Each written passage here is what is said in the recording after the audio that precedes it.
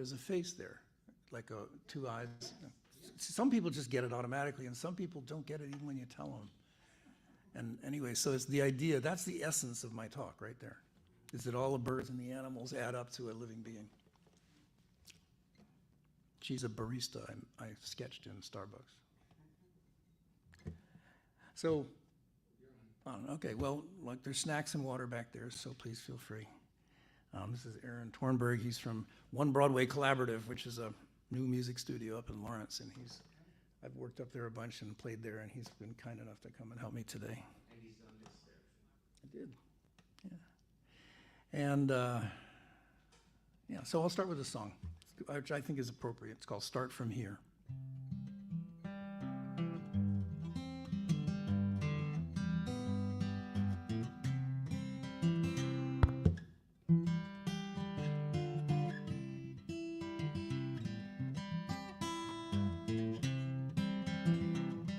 I never had a banana until I lived in Africa. I never had a strawberry until I went to France.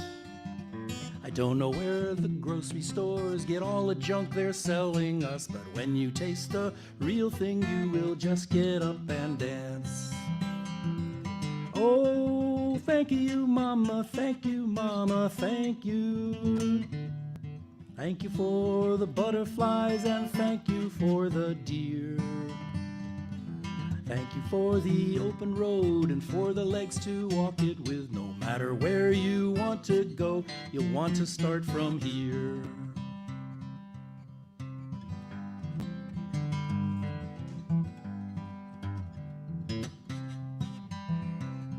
I never ate a potato until I ate one in Peru. I never smelled a rose until I traveled to Iran. We've got to clean our basements of the hatred and the ignorance, and the lovers and the healers are all doing what they can. Oh, thank you, Mama, thank you, Mama, thank you. Thank you for the butterflies and thank you for the deer.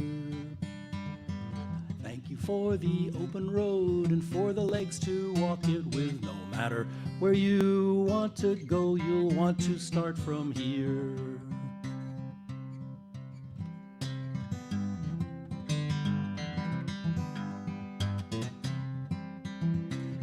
When it's springtime in Australia, the leaves turn red in Boston. When they're waking up in India, they're fast asleep in Spain. Bacteria are everywhere in oceans and intestines. They sail up in the summer sky and then they make it rain. Oh, thank you, Mama, thank you, Mama, thank you. Thank you for the summer skies and thank you for the deer. Thank you for the open road and for the legs to walk it with. No matter where you want to go, you'll want to start from here.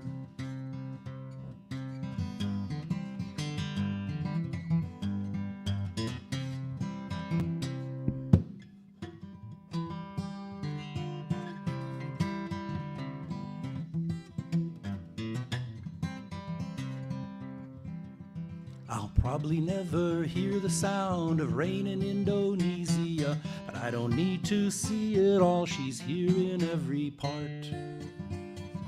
I'm singing in a symphony with Mother Earth conducting. I don't have far to look for her, she beats time in my heart.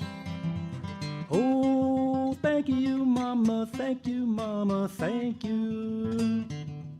Thank you for the summer skies and thank you for the deer. Thank you for the open road and for the legs to walk it with. No matter where you want to go, you'll want to start from here. Thanks.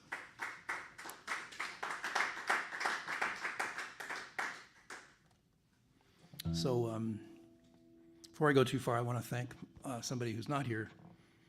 He's very sick today.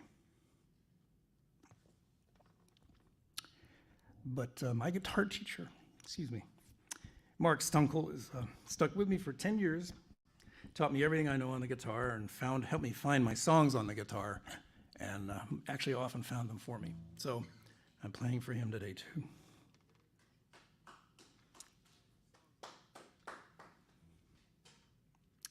So happy Earth Day. I'm here today for an idea. It's in almost every song that I sing. It's also why I write and perform, but it's not a religious belief. I'm not trying to induce you into goddess worship. I studied geology in college, and after much research and thought, I've come to a beginning understanding that Earth is indeed a living being, just like you and me, or a bacterium, or an oak tree, and for the same reasons. I'm going to be talking about this idea as well as singing, and if you have a question, we can talk afterwards. Before I go anyway. Now, the song I opened with may have sounded like there's actually somebody out there, but it's just poetry, right? Well, the answer lies in ecology, and I know how difficult the subject is. The dawning of exact science in the 18th century led to all the equations of physics and chemistry. You might call it rocket science. But back then, the first thing they would have written equations about, if they had been able to, was life and nature. And they couldn't, and they still can't. Everything ecological seems to be connected together, and after the first few connections, the logical mind simply says, I can't handle this, because it leads in all directions at once. You might discover that a particular caterpillar, say, eats only one genus of plant, and it needs that genus to stay alive. Actually, about 90% of the caterpillars do that.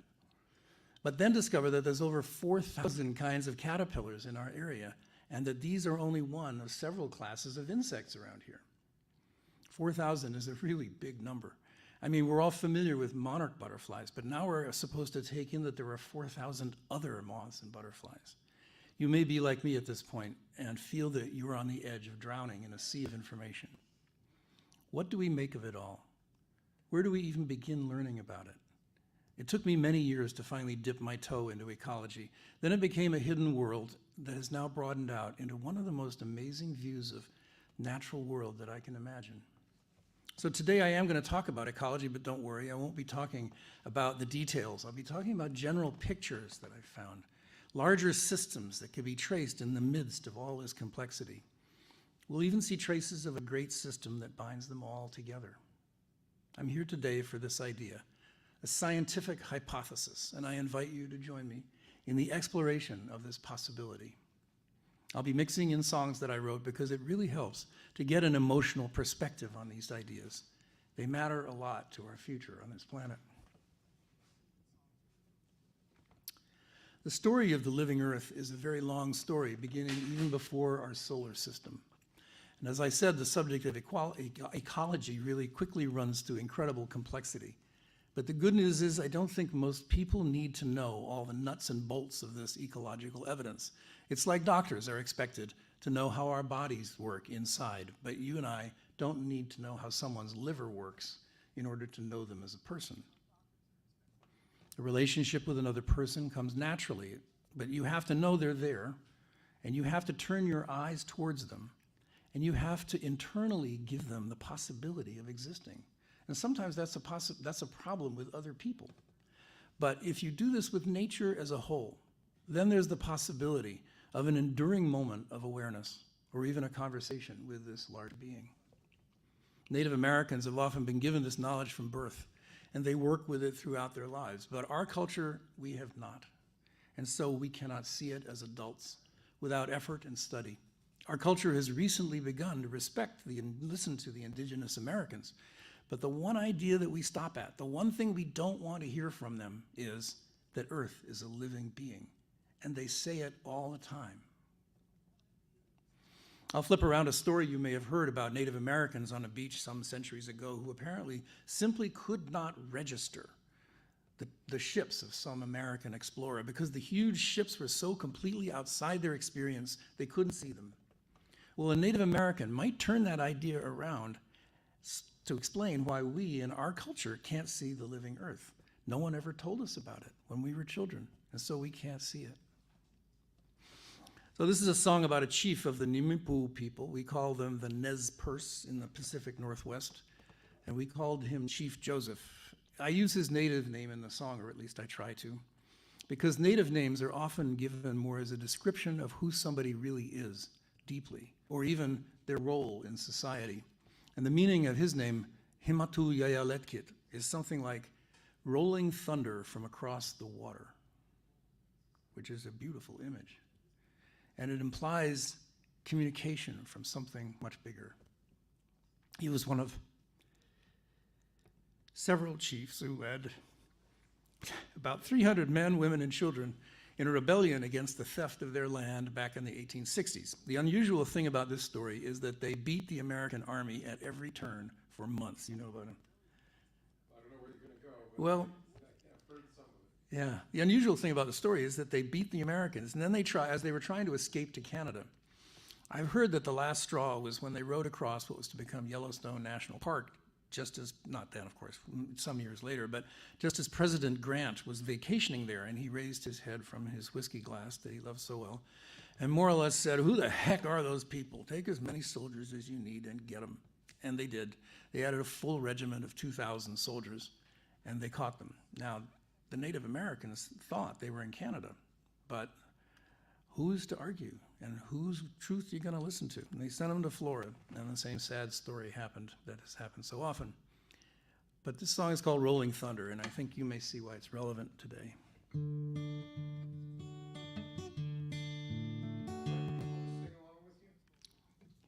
along with you? If you get the refrain, mostly my songs don't have refrains like that. Are so easy. But if you get it, sure, give it a shot.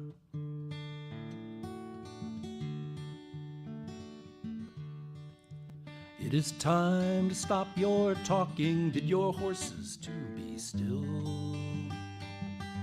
We are waiting for a signal from the sentry on the hill.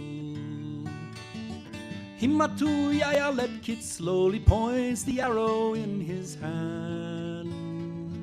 Milling horses pull together, warriors on the path again. We have not seen many white men since this troubled time began.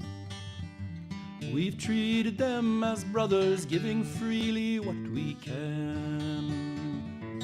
Now they come in greater number, saying we must leave this land. Leave the heaven-reaching forests, home to us since time began.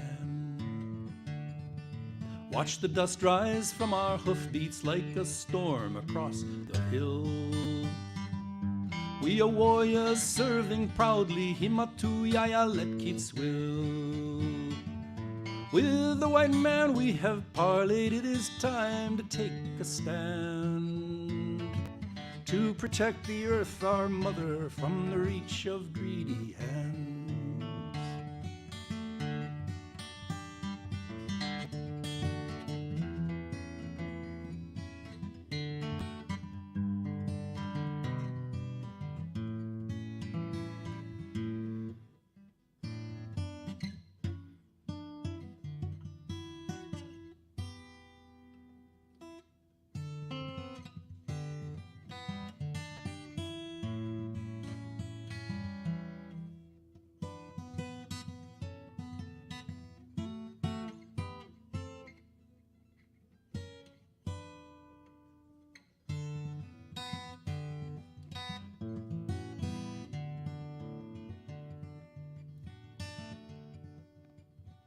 Walk my feet, yet be a warrior. Cry my eyes, yet be a man. They have taken all our horses. We will never see the land. And I see Himatu Yayaletkit riding off across the plain, calling out in times of trouble, bring us to the earth again. I see Himatu Yayaletkit riding off across the plain, calling out to those who listen, bring us to the earth again.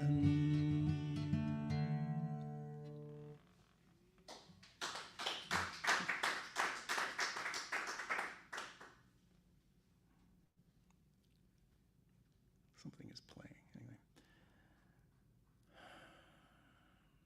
In fact, indigenous people all over the world are warning us, from the Kogi in Colombia, the shamans in Siberia to the Australian Aborigines. They're all saying, watch out. Earth is a living being, and you are killing her. We're listening to their wisdom more and more these days, but this message still has not gotten through. I've used years of science and examination of my own attitudes to begin to get where many native cultures have been for thousands of years. But it's very hard to change thinking when we're already adults. I still think it's worth the struggle, because the awareness of the earth is necessary, in my view, for beginning effective environmental action. Without it, if we are the best of liberals or the finest conservatives, we're always talking about ourselves and the human race. As Oren Lyons, faith keeper of the Turtle Clan of the Onondaga, said to the whole United Nations, there's a hue and cry here for human rights, but what of the rights of the natural world? Our discussion of our problems, and particularly our environmental problems, almost always circle around human concerns, as if our culture were the real and only reason for everything else in the world. Our culture has been this way for a long time. Remember, there was a time when we believed that the whole universe rotated around the earth. Remember, the attitude that we humans are at the center of things still dies hard, even though we don't really notice it most of the time. When the astrologers of old, and they were good mathematicians, calculated the paths of the planets as if they had to all go around the earth, the path of Jupiter looked something like this. And same thing with the sun, and it's called a lituus, but it's incredibly complicated until you finally plan them all going around the sun, and then suddenly it gets very simple. In order to solve our ecological problems, I think we need to shift our thinking and see humanity as part of a larger system, in the same way that the earth actually rotates around the sun. Then it will become much easier to see what we really need to do and what is most important.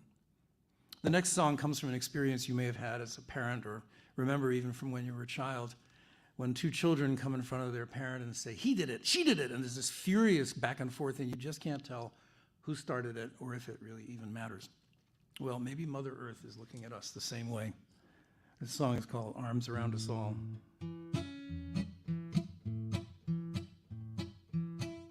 When I got home, I shut the door. I really couldn't take much more. My kids were jumping on the floor, then my cell phone rang. Somewhere far away from me, an old opossum in a tree. He's hunkered down so peacefully, gazing at us all. We're all in this together. Every elm and elephant, every human too. We shout and fight and disagree. It's them that's always wrong, not me. Our mother waiting patiently, arms around us all. Build another shopping mall, big McMansion growing tall, drive a superhighway through it all. But little root hens meet and touch, and tiny microbes eat their lunch, and fungus weaves a world around them underneath us all. We're all in this together.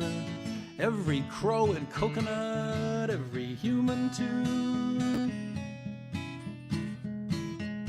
We shout and fight and disagree. It's them that's always wrong, not me. Our mother waiting patiently, arms around us all. And if your life is just a bore, each day means 100 more. Your cares are caught in cubicles and screens. Somewhere on the open sea, a dolphin's jumping, swimming free. She's swimming upside down, blowing bubbles at us all. We're all in this together. Every loon and liverwort, every human too. We shout and fight and disagree. It's them that's always wrong, not me. Our mother waiting patiently, arms around us all. They're trying to hype another war. Everybody's keeping score. You've got to make someone to hate to be worth fighting for. like China. But when I want to criticize, I find that I can lift my eyes and watch a golden eagle soaring high above us all. Oh, we're all in this together. Every cow in Cottonwood, every human too. We shout and fight and disagree. It's them that's always wrong, not me. Our mother waiting patiently, arms around us all. We humans think we do it all. Emails, x-rays, iPhones call. Compared to Mother Earth, it isn't much.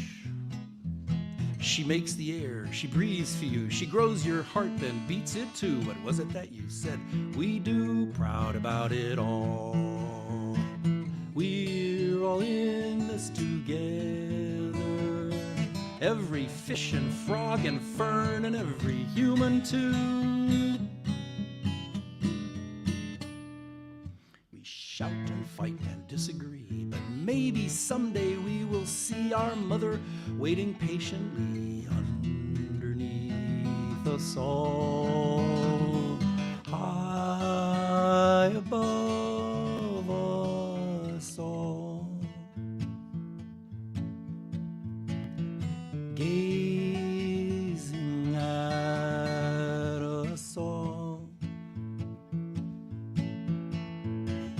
laughing at us all, arms around us all.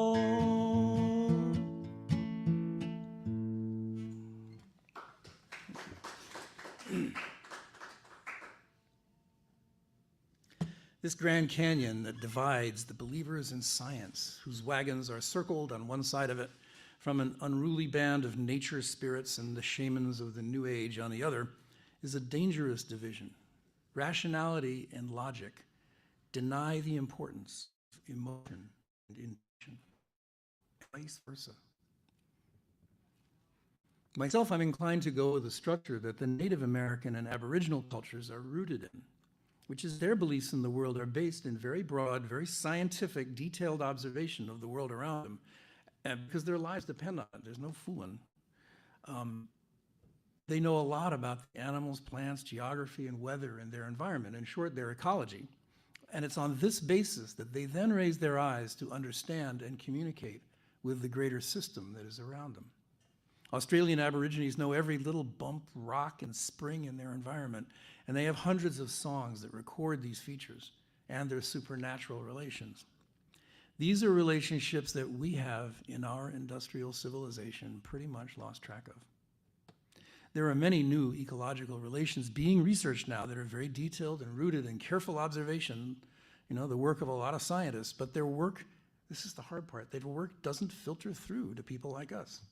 It's like there's this, we don't know what they are learning. So I will be giving this a little scientific basis for my understanding of the living Earth soon, but for most of us, the challenge is only to get enough of this evidence to then have firm footing to reach for this emotional perception of Earth as a single living being. First, we need to look in her direction, not just at jobs and cars and all the turmoil that we recreate between ourselves. There's an emotional connection that we can reach for. Again, it's not about religion. It's how to take in a very difficult and I would say revolutionary scientific idea. How do we take in that we're part of something? What does that greater whole even look like from the perspective of one tiny part of it, like you or me? If the Earth has feelings, I suspect that one of them, probably the most important one, would be love. So but again, how do we see it from our perspective? This song is called Heart of the Earth.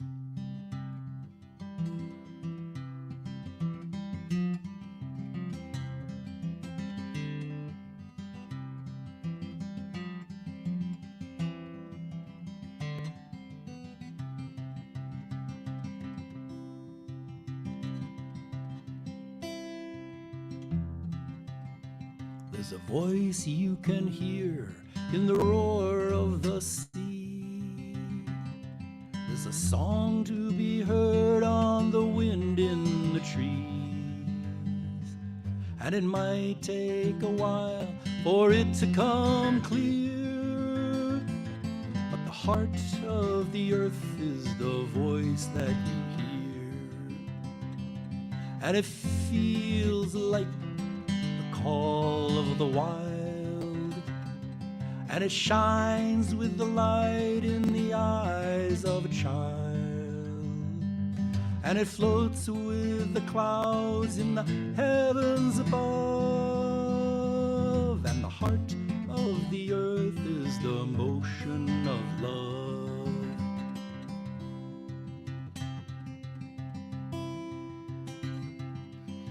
Fill your lungs with the air and hold it a while.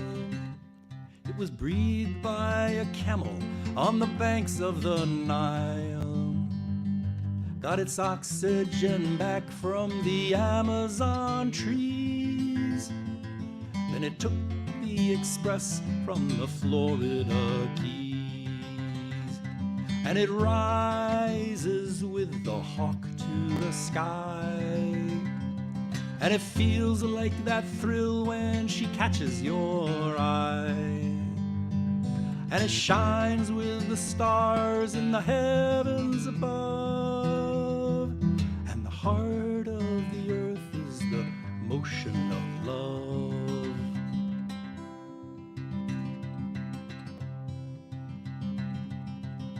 Dig your toes in the dirt in any backyard, and you're part of the earth, whoever you are.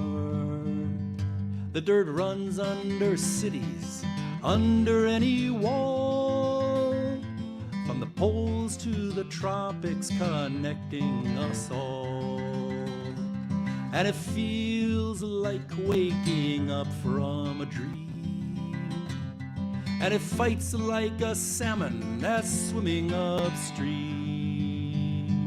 And it shines with the stars in the heavens above. And the heart of the earth is the motion of love.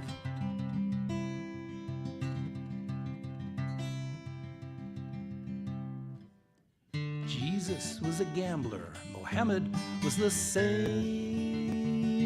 They went all in for love in playing the game. And the Buddha greets Moses over the sea. We'll be brothers and sisters eventually. And it cries out in the land of my birth. And it rides with the dawn as it circles the earth. And it shines with the stars in the heavens above. And the heart of the earth is the motion of love. And it cries out in the land of my birth. And it rides with the dawn as it circles the earth. And it shines with the stars in the heavens above. And the heart of the earth is the motion of love. The heart of the earth is the motion of love. Yes, the heart of the earth is the motion of love.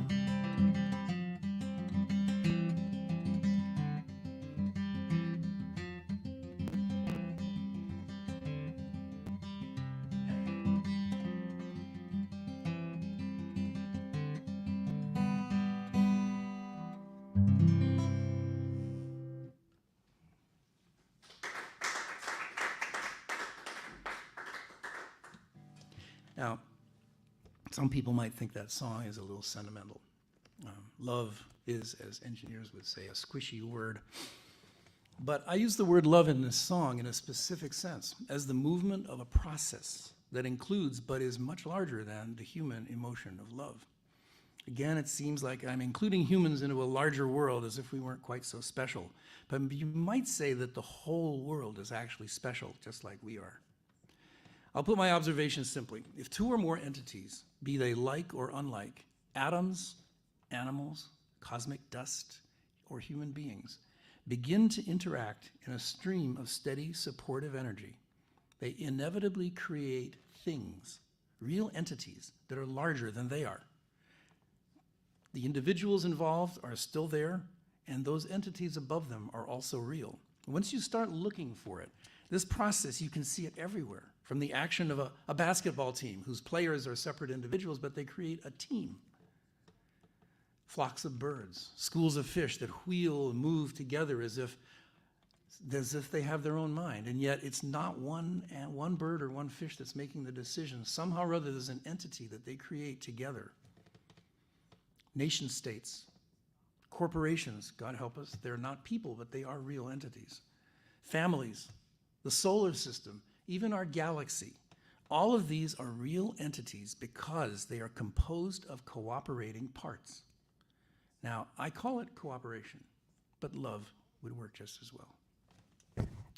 In my book, Who is the Earth, it took me some 400 plus pages and 150 illustrations to trace the action of cooperation through the origin of life until you could begin to see it in the living entity of Earth today, or Mother Nature, as she is sometimes called. And I don't want to get into fighting a war about what the right word is. What really matters is what you see and feel for yourself, and that may not even have a name for you. She's been a single cooperative entity right from the start of life, growing over billions of years and developing inside the complex interactive cycles that are now so interconnected that they beggar the rational understanding. Contrary to the views of Darwinian evolution, which regards life as an essentially random process, I would say that there are two clear directions in the development of life. The first is the development of cooperative complexity that I've just been talking about. I mean, after all, there was one bacterium to start with, and here we sit. I mean, obviously, the direction of evolution is towards increasing complexity. I mean, it's kind of hard to argue with that, but they, believe it or not, they don't buy it. And the second one is the development of increased awareness. In a broad sense, you might call that intelligence. Both of these are highly successful behaviors, and so the survival of the fittest supports the continual development of both of them. The cooperation of several trillion cells creates your body, and even that symphony of cooperation is impossible to conceive. If you simply say move, and your hand moves, there are billions of cells that have cooperated flawlessly to create even that movement. You and I don't even know that our cells are there, yet they're real, and so are we. The individual cells don't lose their identity. Look at the planets. They're still planets, but they're part of the solar system. That's a much simpler way you can see it. Perhaps you can imagine that the being of the Earth, composed of quadrillions of individual beings, from microbes to mammals, cooperating in ecosystems, might create a separate identity above its parts that is just as real as you and I, and for the same reasons: cooperation. The process of cooperation operates through the whole visible universe, living and supposedly non-living. It's a process called self-organization, where new behaviors and structures arise spontaneously, mysteriously, and quite unpredictably from cooperating partners. It's kind of amazing.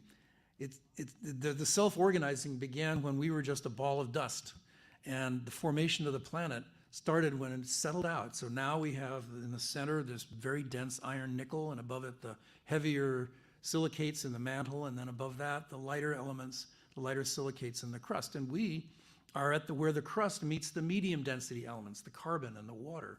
And that above us is the lighter elements of the atmosphere, and above that the ionosphere, and 40,000 miles out is just magnetic radiation. So it's all gradated. It all sorted itself out just by itself. Cooperation can be found on the atomic level, where the action of lasers is actually understood to be a cooperative process. First, one atom emits a photon, which causes another atom to emit a photon in the same direction, then two, then four, and suddenly it's a flood. And that creates the coordinated beam of a laser. It's cooperation. There's a phase of water, midway between ice and liquid, that uses energy in a similar way. It's called semicrystalline. It occurs naturally where water meets particular minerals, like quartz and other surfaces. With its stable, nourishing world of this semi-liquid water, it encourages carbon molecules, organic molecules, to come together and in resonant harmony to create the self-organizing systems of metabolism that eventually became the first bacterium. The cooperative process of life then builds on itself. Go ahead, and there's more snacks back there too. Don't worry about it. You're not bothering me at all.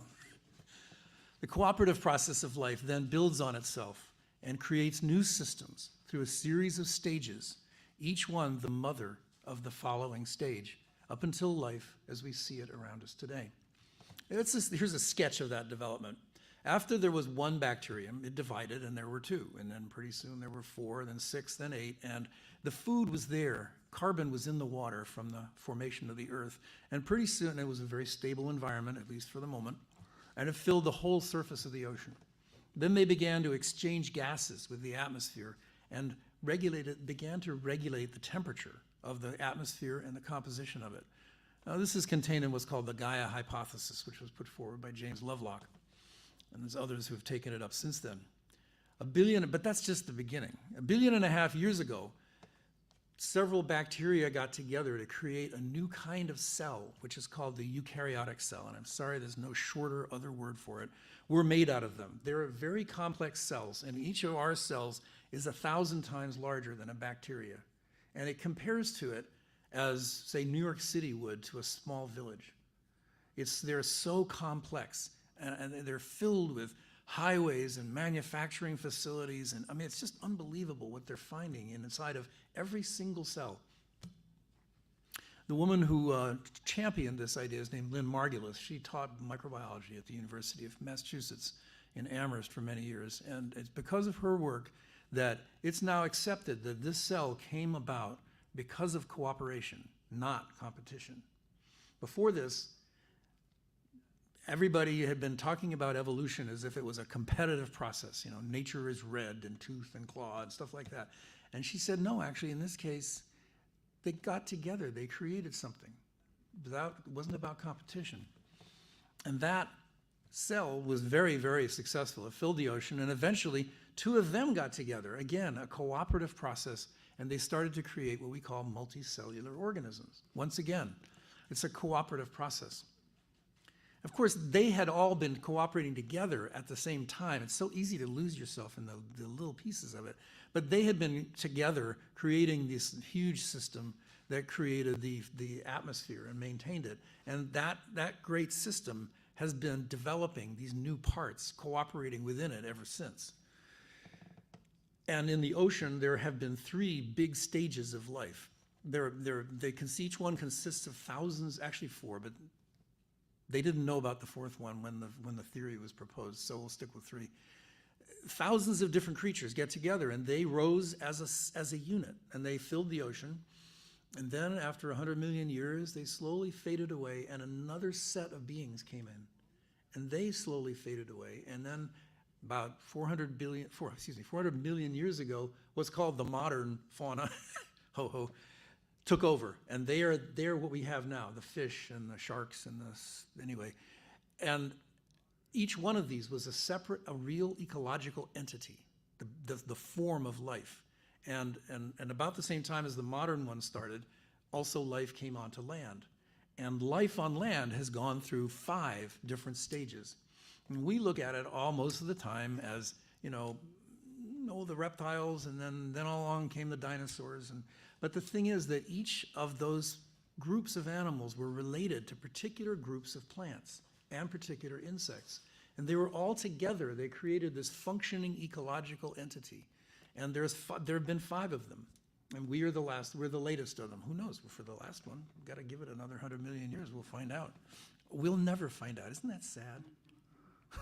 Anyway. So the last stage was dinosaurs with a plant called a cycad and the conifers, which were the pine trees. And then it's a very simplified version of it, but that was the last step. And I know it's hard to see dinosaurs as anyone's mother, But our stage was sort of underfoot at the time. We grew along the banks of rivers. The mammals are 120 million years old, and the flowering plants and all these insects, they all came about sort of within that stage. And then they were learning how to cooperate. And this stage is so much more cooperative than the previous one. The flowering plants, for instance, they exist with insects. That's why they flower, is so that insects come and pollinate them. So they are connected intimately with insects that evolved with them. And it's the same thing with the mammals. You know, the reason they have fruit is so that mammals will eat them and distribute their seeds, and forgetful blue jays and stuff like that. So it became, this new stage was greatly more cooperative, and it was like it had been underway for 60 million years before the asteroid came and destroyed all the dinosaurs 65 million years ago, and our stage took over. But it didn't get created then. It was already well underway. Anyway, so that's the action of cooperation, increasing all the time, increasing in complexity. The number of species on Earth has been gone up exponentially since our stage started. I mean, there's something about the cooperation in this latest stage that is so phenomenal. It just creates new species all the time. That's why there's 4,000 species of moth and butterfly in this area. Go figure. It's strange that this great being, however, is invisible from our perspective. Why don't we see it? You'd think it would be totally obvious. If we lived inside of a living being, you'd think we'd know it. But many things are invisible to us. For one thing, our eyes only pick up the radiation that the sun primarily emits. We can't see X-rays or ultraviolet or infrared.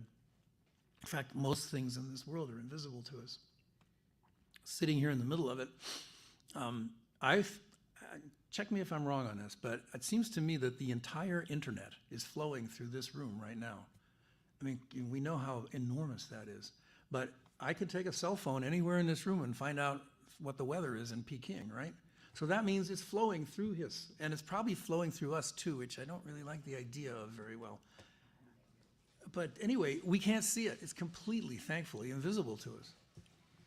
Now, there's another bit of invisibility, which I think is maybe more relevant, which is, can you see the United States? We're right here. We're in the United States. It ought to be in this room, but I don't belong to the United States. I'm not the United States. And the United States doesn't exist anywhere you can see it. It's a cooperative entity which is greatly larger than we are. And you better not say it doesn't exist. It's against the law, but, you know, but it's there. It definitely is a real thing. It's just that we can't see it. And Mother Nature is similar to that. She's so much larger and more complex than we are that, I mean, unless you're taught, unless it's part of your upbringing, we can't see it. And I think that has a lot to do with our environmental problems these days. There's this psychology that we humans are the real reason for everything. I can't wait until the end, I'm sorry. I'll gladly talk then. Woody saw it. Woody Guthrie? Oh, yeah. I bet she did. See, that's the thing, is a lot of people feel it. And it's definitely in us to know it's there, but our minds and our training and the science and rationality have just covered it over so completely. It's like a concrete sphere. Things can be invisible also because they're, well, too big, too small. I mean, I can't see my cells, right? Too fast and too slow. Nature moves in millions and thousands of years. Even when nature is moving really quickly, it still takes decades. And generally speaking, we live in minutes and weeks and days, and sometimes years, but by and large, we don't see what nature is doing. It doesn't mean she's not doing it. So this song I wrote is called Frog's Lament, and it's based on my experience of my backyard. I've been in my house for 30 years now, and thankfully I've seen a few of the things happening. Now your backyard may be different, but this is based on mine. It's called Frog's Lament.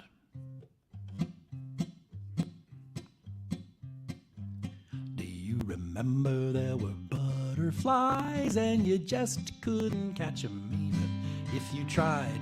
Well, there's something wrong, yeah, it's getting clear. I have not seen a dozen since this time last year. And there's a frog, oh, I forgot to say, this is based on that iconic myth of our age that you could boil a frog alive if you heated the water slowly enough.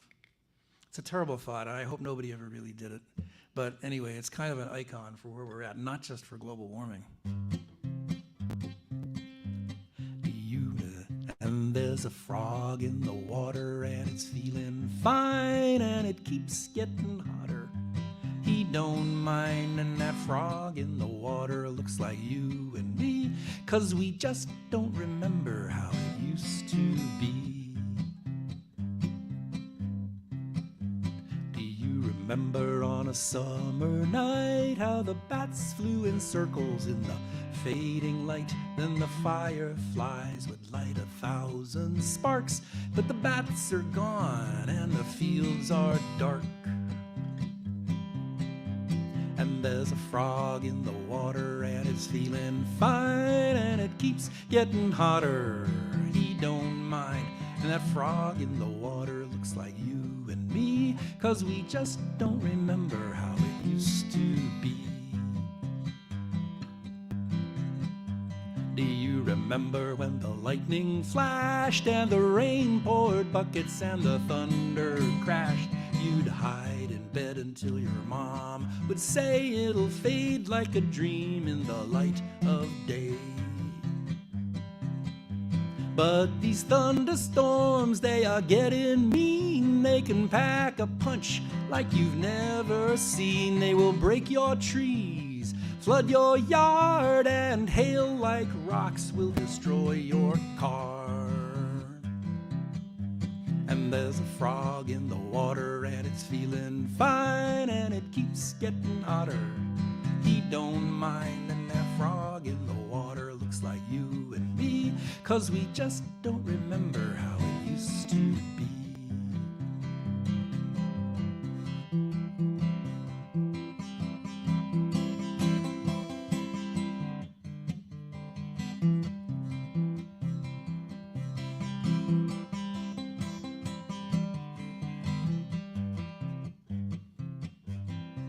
I looked out my window, then I looked real hard. There was a native hunter crossing my backyard, and the woods were filled with birds and deer. He waved my way and then he disappeared.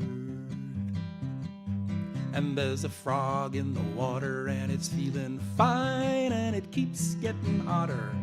He don't mind, and that frog in the water looks like you and me, 'cause we've got to remember. Yeah, we've got to remember. We've got to remember how it used to be. Yeah.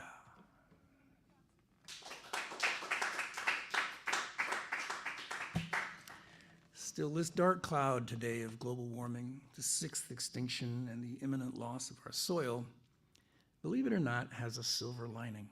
I would even say it's a golden lining, because these crises are forcing a dawning awareness of this larger entity that I feel represents the beginning of a new age. Even if it's not the whole entity, which this isn't yet, but it's still, people are looking at the larger systems. We're realizing that these systems surround us and support us, and we were clueless about that in the 19th and 20th century. I think our culture is like a 2-year-old.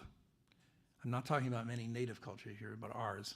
You know, we're totally self-centered and we're breaking things. And slowly coming to realize that Mother is an actual person and she has rules and responsibilities for us. As our problems mount, all of humanity has to come together face to face with the earth to address them. We are slowly recognizing that our economy, even our whole civilization, has to be reoriented with her in mind. As an African-American preacher whose name is Rev Dele, and she says, in all our discussions of justice and the environment, we need to give Mother Nature a seat at the table, not just as a table decoration. She says that cooperation with nature gives us the right connections to understand and grow social justice.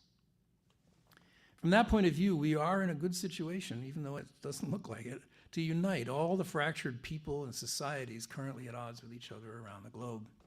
It's the only way we can deal with our problems with nature. All the major fish stocks, for instance, in the ocean are overfished, and We need all the countries to come together to regulate fishing, or one country is going to take the last fish out of the ocean, and we can't let that happen. And in fact, the countries of the world did just about a month or two ago come together and create a high seas treaty for the first time. And it's the framework for something that might actually work, and it's very encouraging. Global warming, obviously, is another problem like that. We can't solve global warming by blaming China. We can't solve global warming by just, all of a sudden, let's say we could do renewable energy tomorrow. It wouldn't work, because low-income groups around the country can't afford electric cars, and they'll end up paying $8 a gallon for gasoline for their old clunkers, and various ways that they won't be able to afford it. So we have to do this all together and carefully by thinking about it and caring for each other. We need to grow up a little. Of course, it's a messy process, but ideals of social justice spring naturally from the awareness that everyone contributes to and depends on this larger whole. And the whole depends on us too, and supports us when we treat it properly. Aggression, oppression, and environmental degradation walk together for centuries. Now justice, regeneration, and awareness of the earth can be grown together. This song is called Nature's Dream.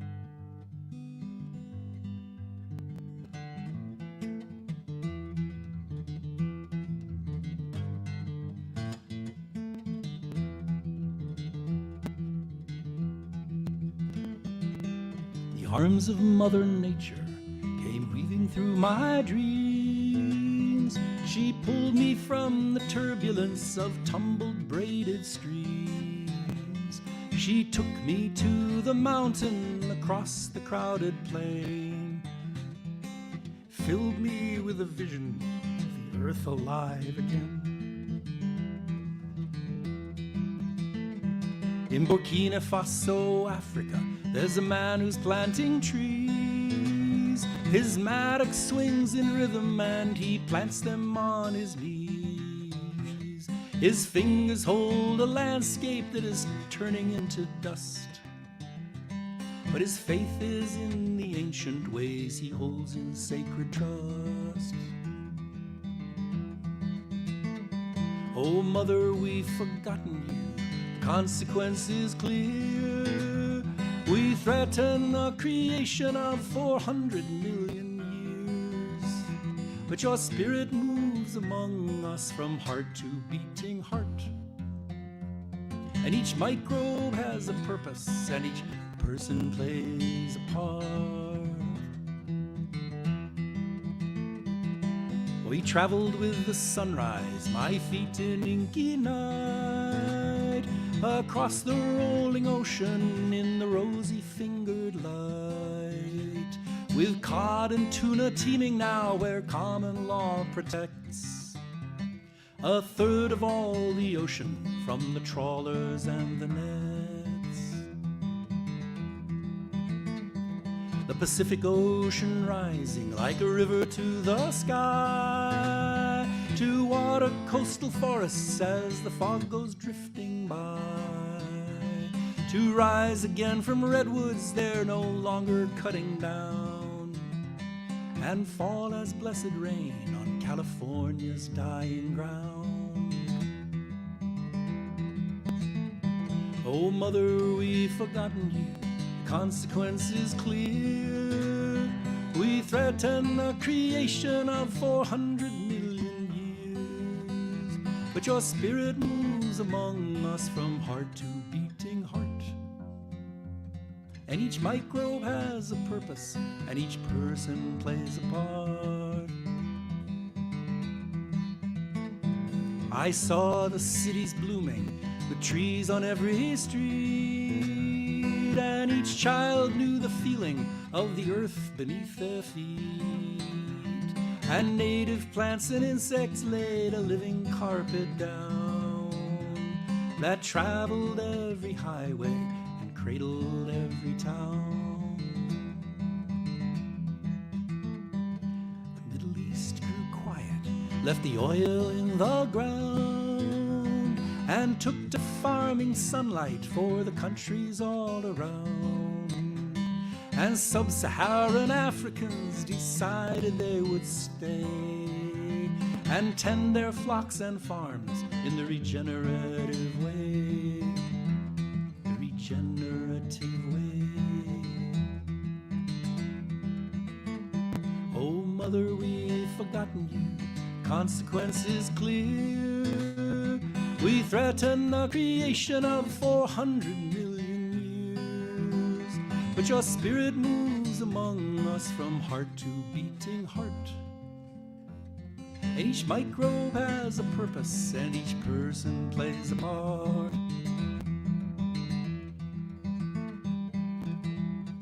The Australian Aborigines and the Kogi made it through, and the Sami and Lakota and the Yanomama too. Indigenous survivors, their voices growing strong. We're leaders now in thanking you in ritual and song. In ritual and song.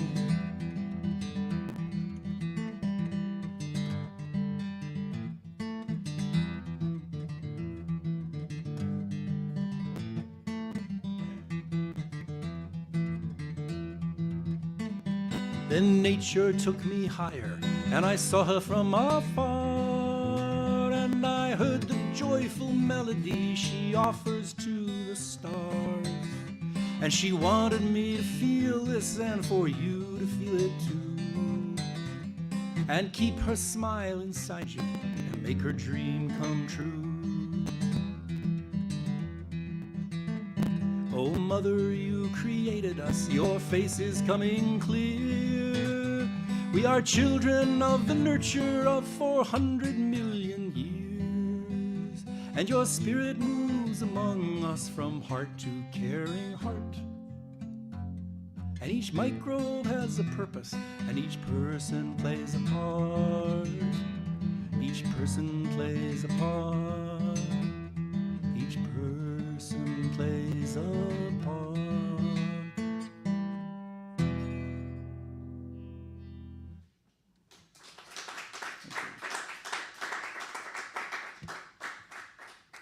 Finding our way back into nature is not simply poetic talk. It means solving our problems, like stopping global warming by putting the carbon dioxide that's now in the air back into the ground. It means regenerating ecosystems and naturally cooling regions that are now becoming desert, and thereby stopping climate migration, bringing back our insects, birds, bats, bees, and saving the soil. It means growing abundant, healthy food for everyone and sharing it. It all starts with becoming aware that there is a larger system around us that works with cooperation and healthy competition.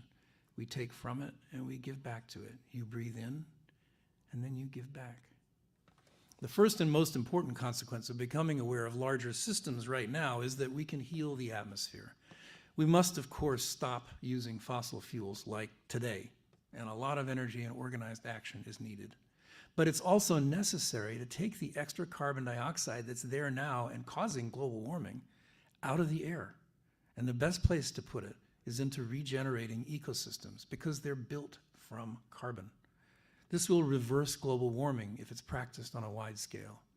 There's such despair and heartache now about the future, and this proposition might seem incredible or even impossible, but a lot of hard work has been done in fields and deserts and oceans across the world. There are 5 great ecozones where life lives on our planet: the forests and the jungles, the rangelands, the agricultural lands, coastal wetlands, and of course the 70% of the planet, which is ocean. The idea that I want to put out today is that each of these zones consists of active, self-organizing systems. That's how we need to understand them. They are the organs of the great entity of life. Our actions have severely degraded each one of these systems, but there are also people who are working with each of them, treating them with respect as living systems. Their work is different than just planting trees or fertilizing deserts. The techniques vary. On the agricultural lands, which are the bottom lands, the most fertile soil, they're called regenerative agriculture. And this consists of practices like no-till agriculture, which means you stop plowing, because there's a soil world in there and you don't want to destroy it every year. increasing biodiversity, using cover crops, and moving away from chemical inputs like pesticides, herbicides, and fertilizers, which have produced quick results, but kill soil in the long run. The net result of regenerative agriculture is that the soil, this living being, the flesh of Mother Nature, grows. Healthy soil is made from carbon, and that carbon comes from the air. The more the soil grows, the less carbon dioxide there is in the air. Soil is so much more than dirt. It's a busy, living metropolis, whole kingdoms, really.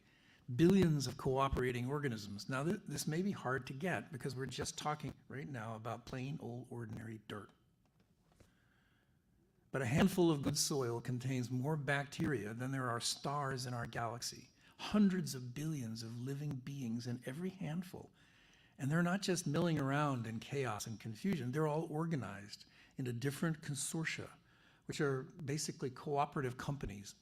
Bacteria, and they do lots of things in the soil. For one thing, they produce nutrients for the plants. There's a consortium of bacteria that produces zinc. It's like hundreds of different kinds of bacteria, but they work together and they take zinc out of rocks and they make it available for plants. There's one that produces magnesium, and it's very active in the spring because chlorophyll has a magnesium atom in it. So when the tree puts on leaves, it sends a signal into the soil and says, we need it.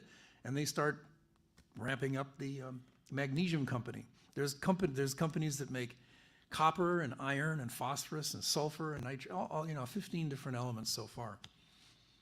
And they're all organized this way, mediated by fungal networks. The fungi, they're kind of like these threads. There's unbelievable numbers of them. I mean, like literally miles that run through a piece of soil like this of fungal networks. And they're kind of middle management because they take this stuff like the zinc and the magnesium and they take it to the plant's roots and they give it to the roots of the plant. And the plant responds by taking sugars that it's created from its leaves. It takes sugars and it sends them back through the fungal networks to the companies, and it pays for them. Because the companies wouldn't do it for nothing. They do it because they're paid. So there's this very active trading network. Honest to God, it's like they're just beginning to discover how sophisticated this trading network is, because some companies may produce the same thing, but they do it cheaper than another one, and the plant knows that. So the fungus network does a lot of balancing and mediating. All this is like going on under our feet, and we don't even see it. There's the talk now of a wood wide web. Suzanne Simard summarized her work on this wonderfully in her book called Finding the Mother Tree, which is a very interesting book. Anyway, we call it dirt. So I wrote a song called Dirt.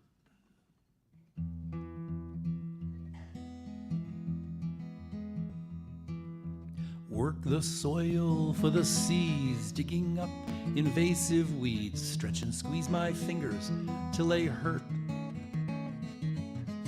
Sweating down another line, eggs and bacon on my mind, digging in the mystery of dirt.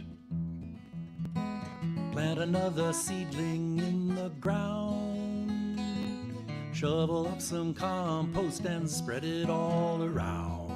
Sift it on the soil like you're seasoning a stew, and she says I'll grow juicy melon just for you. I penetrate another world past matted roots, and earthworms curled, 1 trillion microbes lie beneath my spade. They give the plants their precious food, but microbes need their breakfast too. They're working at their jobs and getting paid. Plant another seedling in the ground, shovel up some compost and spread it all around. Sift it on the soil like you're seasoning a stew, and she says I'll grow some luscious cherries just for you.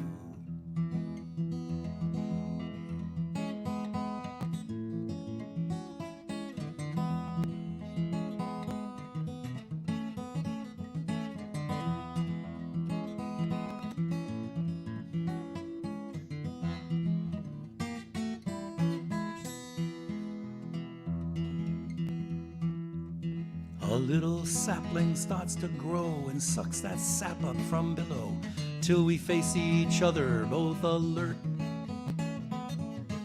Then it goes and grows so high its branches nearly brush the sky. I know heaven has its roots deep in the dirt. Plant another seedling in the ground. Shovel up some compost and spread it all around. Sift it on the soil like you're seasoning a stew. And she says, I'll grow a mighty maple tree for you. And I'll grow some luscious cherries just for you. And I'll grow a juicy melon, maybe two.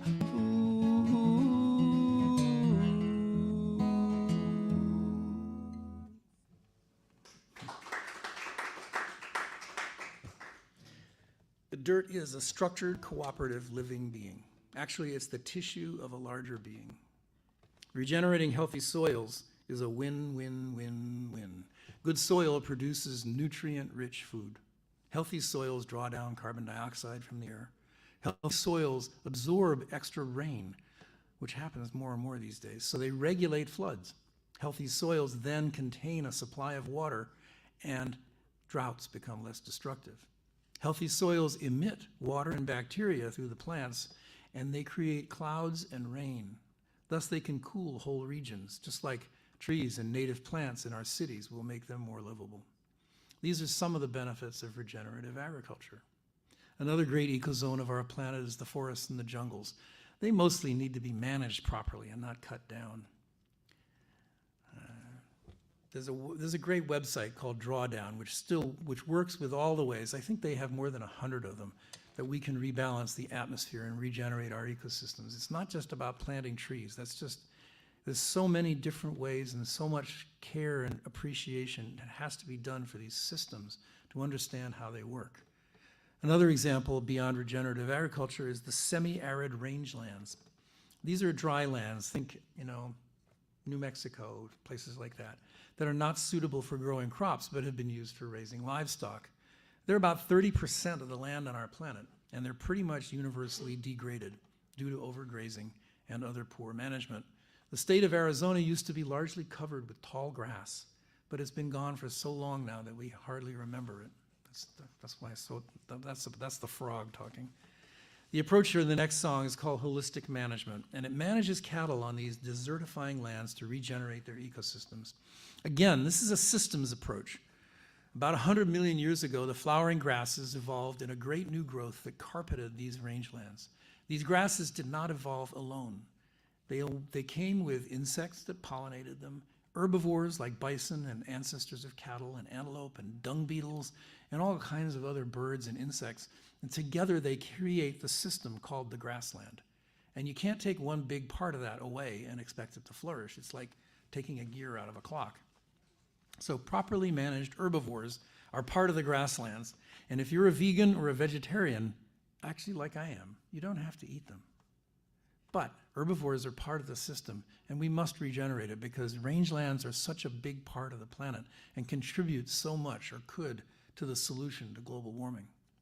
Even in vegetarian India, the great new regenerative agriculture movement in Andhra Pradesh with hundreds of thousands of small farmers, all vegetarians, is based on using cattle urine and dung to fertilize the soil instead of chemicals.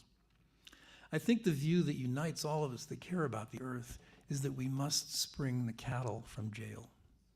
Cows are cooperative animals. Like all mammals, they have emotions, they feel pain, they're being treated like meat.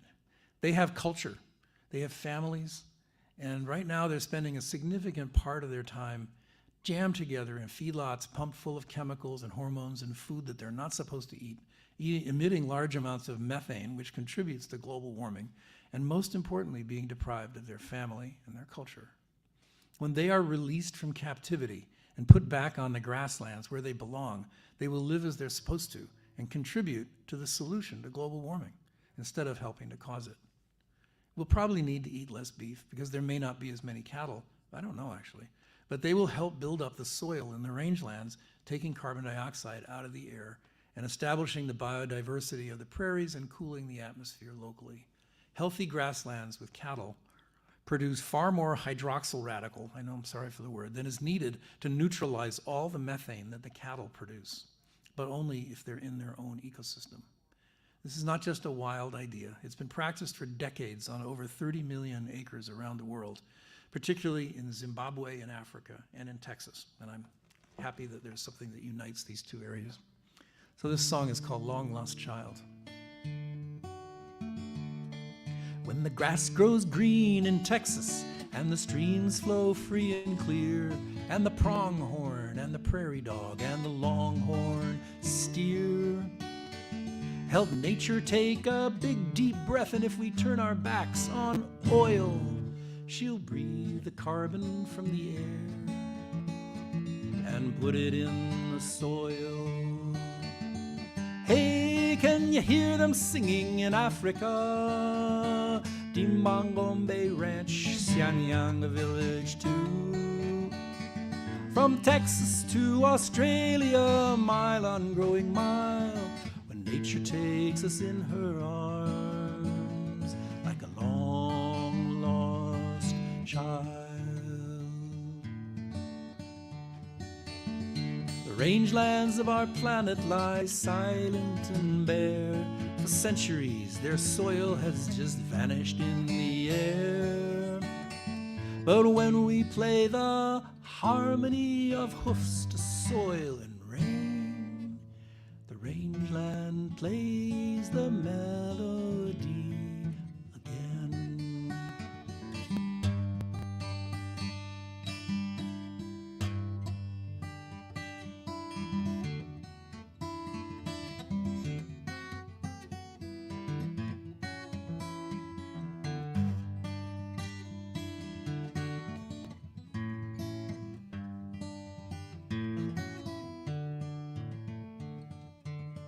Hey, can you hear them singing in Africa?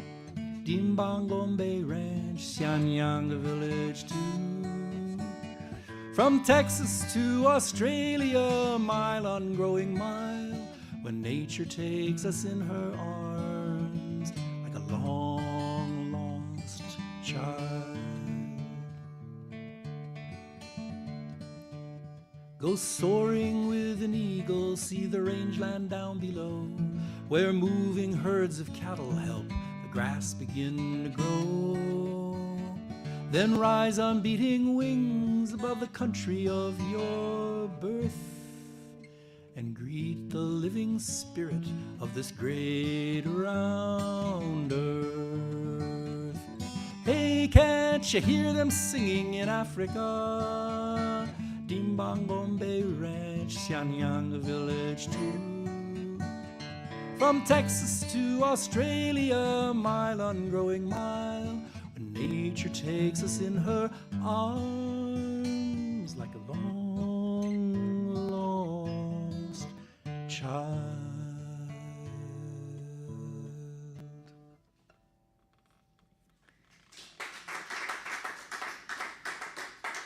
That would be a fine feeling, wouldn't it? To feel like nature was holding us safe in her arms like a long-lost child. Cities around the world have lost touch with their natural base. So we urban and suburban dwellers perhaps think that these solutions to our problems, which I've been talking about, are the responsibility of farmers and land managers. But that is the center of our problem. We don't think we're connected. We in the cities eat their food. We make choices when we buy it. Our cities control most of the government. Our representatives write the laws, like the Farm Bill, and we apportion most of the money, and that could tip the balance in the right direction. If we are cut off from the larger awareness of this great entity, we will not realize that it's up to us to change the system. Politicians are like sailboats, and we are the wind. In fact, there's a number of grassroots organizations around. I've been part of 350 for years. Mothers Out Front is very active here in Bedford. There's the Sierra Club and Bill McKibben's Third Act, which is just getting going. There's lots of ways, and it's actually where change has been coming from regarding the climate. And that's because when people cooperate and work together, they get a lot more done. So my advertisement for cooperation. Anyway, this song is called Help Wanted.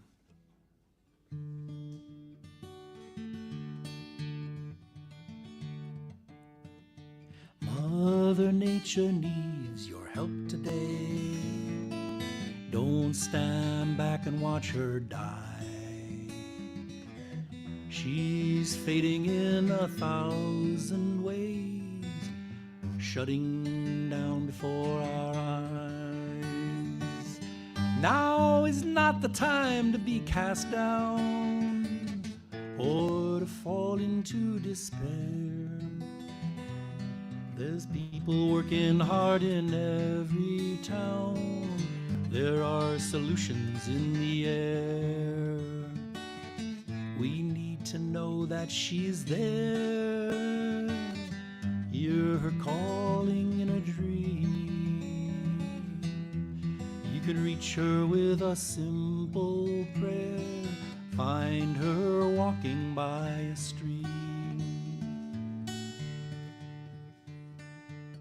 They're fighting pipelines as the planet warms. Time to draw down the machine. They're fixing gas leaks, growing urban farms. Time to make our cities green. Nature wants to draw the carbon down in the oceans and the trees.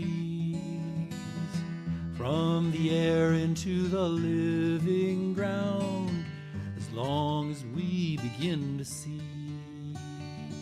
We need to see that she's there. Hear her calling in a dream.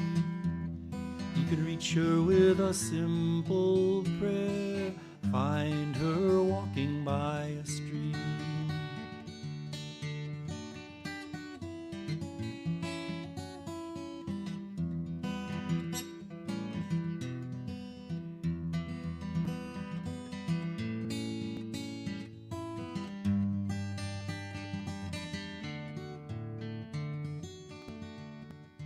There's a spirit to this turning earth, greater than its moving parts. Between all the creatures of her birth, in between all of our hearts, there are things that only she can do. She can give us all we need. Find that place where she's alive in you. Plant the new world with this seed. We need to feel that she is there. Hear her calling in a dream. You can reach her with a simple prayer.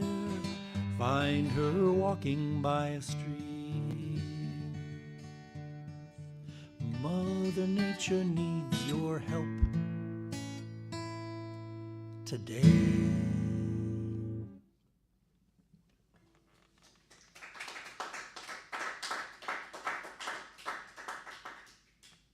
Actually, for suburban homeowners like me, there is an even more direct responsibility to this greater system, because all of us are stewards of our own yards.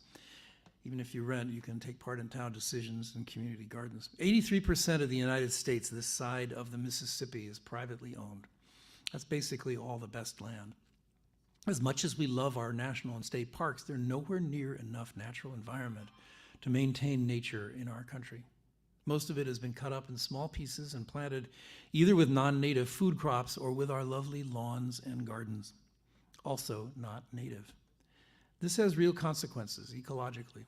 30% of the birds have slipped away since I bought my house here in Bedford, along with the bats, the fireflies, the butterflies, and actually most of the other insects. Planting native plants in our yards and towns is the only way forward. You can even join the Homegrown National Park if you look it up online. It started by a man named Professor Douglas Tallamy, an entomology professor. He gives wonderful, very informative, and really, really funny talks if you look him up online on YouTube. That's Tallamy, T-A-L-L-A-M-Y. So he likes this song. He helped me find some of the people that I did the video for. It's called Homegrown National Park. There's a desperate situation in America today. Our lovely Mother Nature is about to slip away. We put her on a diet, she's down to skin and bones. We're cutting off the best parts, keeping up with Mr. Jones. And there's really nothing lovely in a lawn. They might as well be concrete, there's just nothing going on. We fill them full of chemicals and mow them all day long. There is really nothing lovely in a lawn. Well, we don't have a lot of land, though we've both been working hard. It might just be a postage stamp compared to other yards. But we'll put that stamp on a letter and we'll write it like a poem. Spell it out in native plants, saying, Mama, please come home. Oh, come on home, we need you, we won't make it if you're gone. We need your pollination and the rhythm of your song. And if we all would write a letter, things might not get so dark. And make a homegrown national park.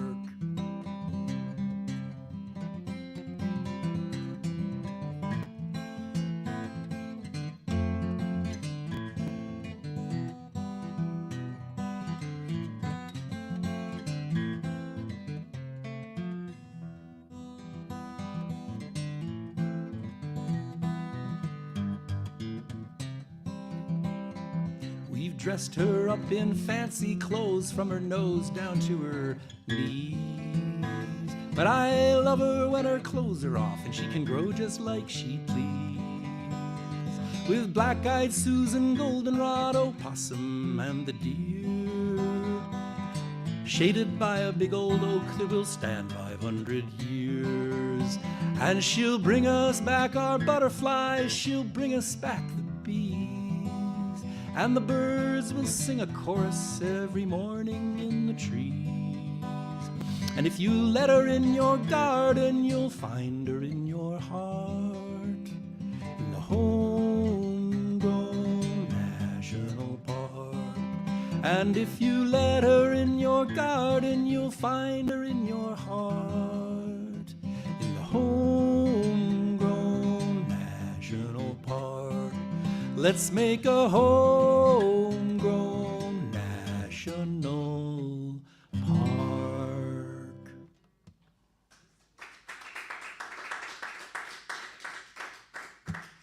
You know, we all come from individual places, most of us from somewhere on this turtle island. Maybe our jobs and families have moved us around so much from place to place that we don't really have the feeling anymore that we live where we are right now is where we fit in, and how we could become stewards of the land that we live in. I found that the hardest thing for me is to actually take in my heart where I live right now, and I've lived in New England most of my life. So this is a song about sense of place. In this song, the pueblo I talk about is Taos Pueblo in New Mexico, and Mount Walker that rises above it. It's called Mountain.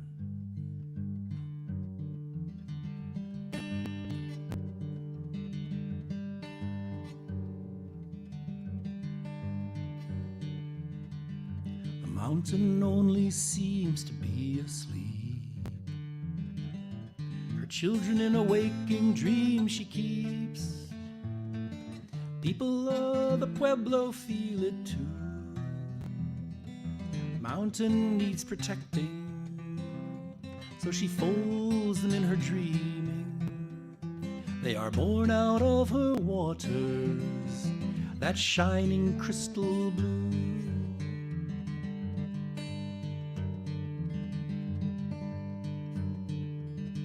I circled through the cities of the plains, always picking up and moving on again. By the time I got to Taos, I was through. Now I stand here making coffee, but it's really not about me. You don't choose the mountain chooses you.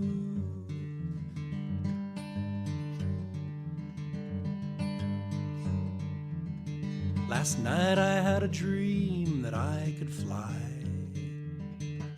sable-winged raven in the sky, soaring over granite ridge and tree. Steady gaze, I took it in.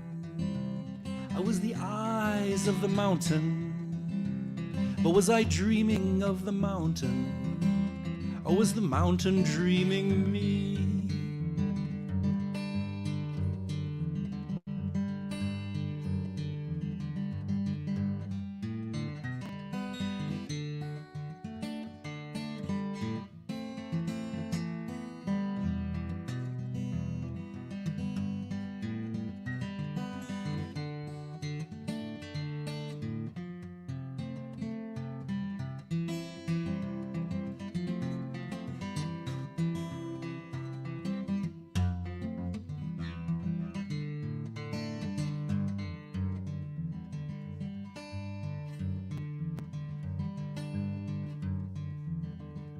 Circle till the cities look the same. Maybe life starts feeling like a game. Wherever on the continents you roam, from the tall grass of Nebraska to the Mississippi Delta, from the vivid emerald jungle to New England's glacial tumble. When she finds you in her dreaming, you'll know that you are home.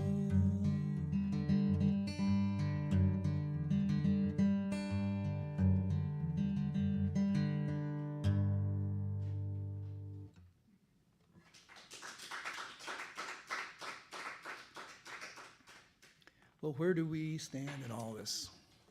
We all know there are important things that we have to do, but really the very beginning is not to buy heat pumps or an electric car, but to change how we feel about this world, to change our perspective.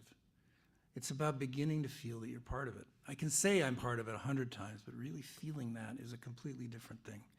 It'll change our lives and guarantee our place on this living planet. Good luck. I'll leave you with this song.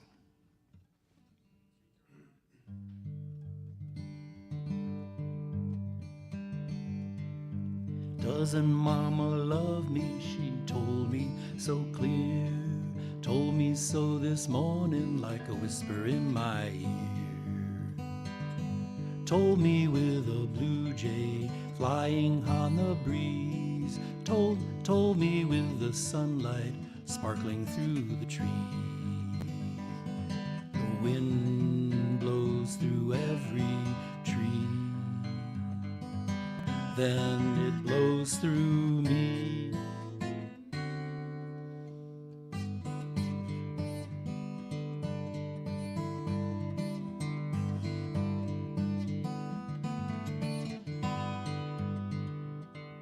Sit beside a brook and listen to its song. Dig your toes into the dirt and know where you belong. Mama says she loves me almost every day. Kiss me on the cheek, sends me on my way. The wind is calling me. Do I want to be free?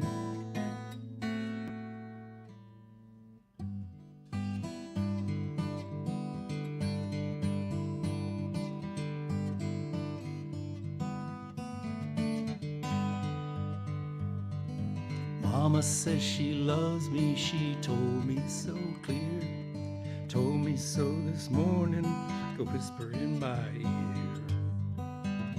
Told me with a blue jay flying high above, told me with the sunlight, warm shining love. Oh, the wind across the sea, where will it take me?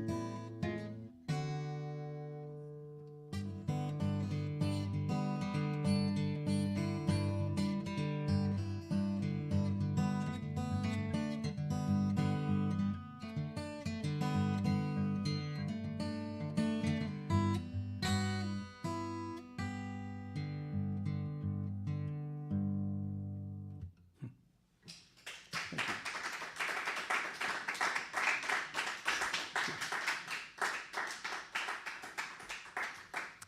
Thank you for listening. I really appreciate your being here. Are we going to go off the air? Can we go off the air? Sure. Are we off the air?